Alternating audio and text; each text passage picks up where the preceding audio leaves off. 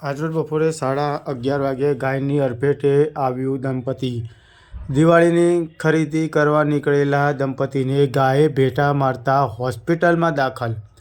મહેસાણાના બજારમાં સાંજે દિવાળીની ખરીદી કરવા ટુ વ્હીલર પર નીકળેલા દંપતીને ધોબીઘાટ નવરંગ ચોકમાં રખડતી અને મારકણી બનેલી ગાયે ટુ વ્હીલર ચાલક યુવકને બરડાના તથા છાતીના અને પીઠના ભાગે ભેટા મારી રીતસર હુમલો કર્યો હતો।